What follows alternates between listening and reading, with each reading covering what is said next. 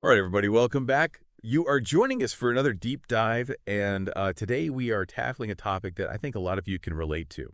Frustrating internet problems, am I right? Sure. But here's the thing. We're not just going to sit here and complain about lag. We're going to look at a potential solution that sounds like it's straight out of science fiction, talking lasers beaming internet across the sky. Yeah, and for once, it's not science fiction. It's something that companies are really working on right now. It's pretty wild. Yeah. We're going to be talking about a company called Transcelestial and their product, Centauri. But before we get into all that good stuff, we need to understand why this is such a big deal. And for that, we're going to zoom in on internet connectivity in India. So help me out here. You're the network engineering expert. What's the situation like over there? Okay, so picture this. India has over 1 billion people, but millions of them don't have access to good internet. We're talking spotty connections, speeds that would make a snail impatient, the kind of internet that makes you want to chuck your laptop out the window. And it's not just a minor inconvenience for people either. This is impacting businesses, healthcare, and as you can imagine, education is really suffering. Yeah, I was reading a study that said something like almost half of the students surveyed in rural India said that internet problems were a big problem when they were trying to do their online assignments. That's a really significant number. It is, and it just goes to show you the real-world impact of this thing we call the digital divide, because in today's world, you need to have a good internet connection to have good opportunities. It's true. And you know what? We actually have a really interesting case study about a university in Maharashtra that I think illustrates this problem perfectly. So this university was dealing with a serious connectivity nightmare.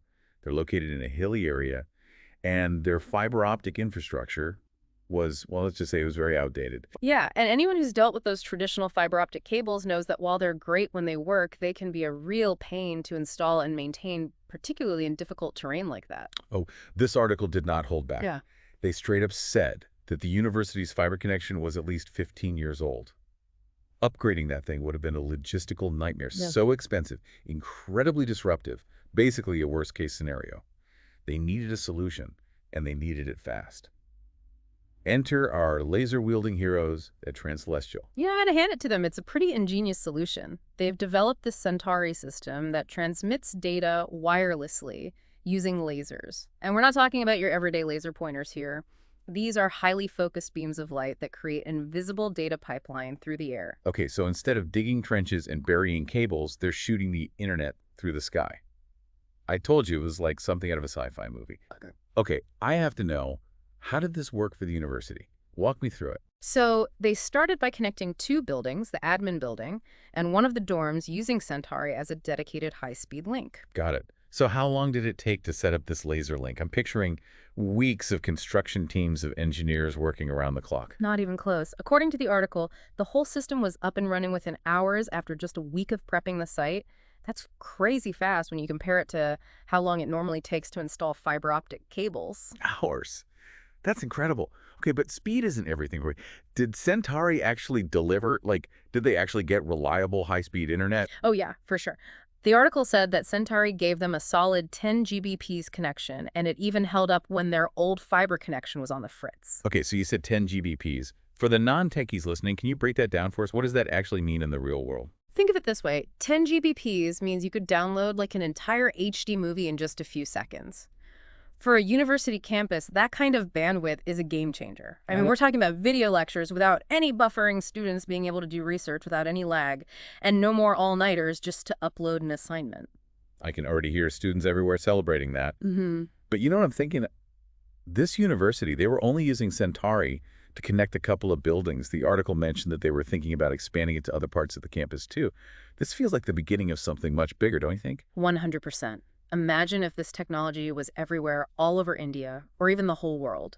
Rural areas, disaster zones, anywhere that it's difficult or expensive to install those traditional cables could have really fast internet access. It's kind of like we're on the verge of making internet access a basic right, beaming knowledge and opportunities to every corner of the globe. That's powerful stuff. Absolutely. And it's not just about being able to scroll through social media faster either. This has the potential to transform entire industries. Think about telemedicine. Imagine a doctor in, say, New York being able to do a consultation in real time with a patient in a remote village in India, all because they have a stable, high-speed internet connection. Okay, now that is mind-blowing. Yeah. But I want to shift gears back to the education sector for a second, because I think this is where it really hits home. We were talking earlier about all the problems that come with bad internet, like students not being able to finish their homework or access important resources. What are some other ways that unreliable internet is holding students back, particularly in a place like India, where internet access can be hard to come by? That's a really important question because there are actually a lot of other drawbacks. For one thing, it makes it almost impossible to fully participate in remote learning. The pandemic showed everyone just how important remote learning can be, but if you don't have reliable internet, it's like you're being left behind. You can't join in those real-time discussions, you can't access the online platforms, and you might not even be able to download the assignments reliably. It puts students at a huge disadvantage. It's like trying to learn to drive a car, but you don't have a steering wheel. Yeah. And with remote learning becoming more and more common, those without reliable internet are going to be left in the dust. Exactly.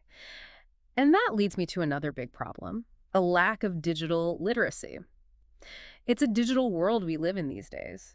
Knowing how to use technology isn't optional anymore. It's essential.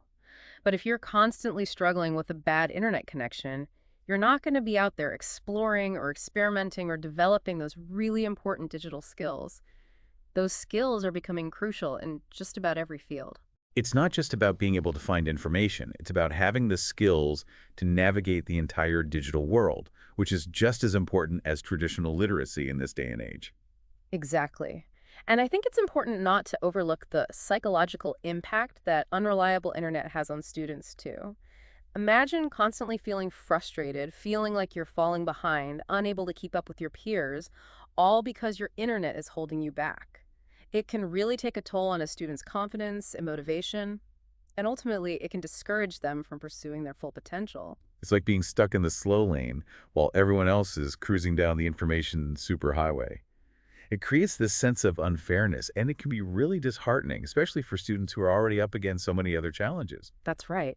And that's why solutions like Transcelestial Centauri are so incredibly exciting. They have the potential to break down those barriers, to level the playing field, and to give every student, no matter where they come from or what their background, is the chance to thrive in the digital age. It feels like we're seeing a completely new way of thinking about internet connectivity, especially when it comes to education.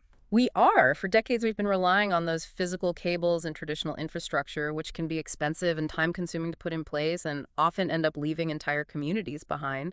But now, with these advancements in laser technology like Centauri, we're starting to break free from those old limitations. It's a real game changer. It really does feel like we're moving beyond those limitations, Yeah. talking about internet access as a right and not a privilege. Yeah, exactly. And the exciting part is that this isn't some far-off futuristic fantasy. This is happening right now. Yeah. The university in Maharashtra is a perfect example. I mean, they went from struggling with that ancient fiber connection to having crazy fast internet, 10 GBPs, all thanks to Centauri. And they're already making plans to expand it to the rest of the campus. It's like they've had a taste of the future and they can't go back. So I want to talk to the people out there who are dealing with these connectivity problems every day. The IT professionals who are wrestling with spotty internet at their schools. The educators who are trying to make digital learning work without the tools they need. What's the takeaway for them? Don't just accept it. Don't settle for bad internet. If unreliable internet is making your job harder, if it's hurting your students, if it's getting in the way of what you're trying to accomplish, then you need to know that there are solutions out there. Go and find them. The technology exists to bridge this digital divide. It's time to demand better. We've all been saying, "Can you hear me now?" for way too long.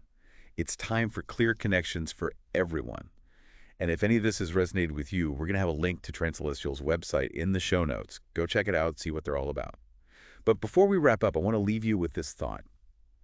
Imagine a world where high-speed, reliable internet is just as common as electricity.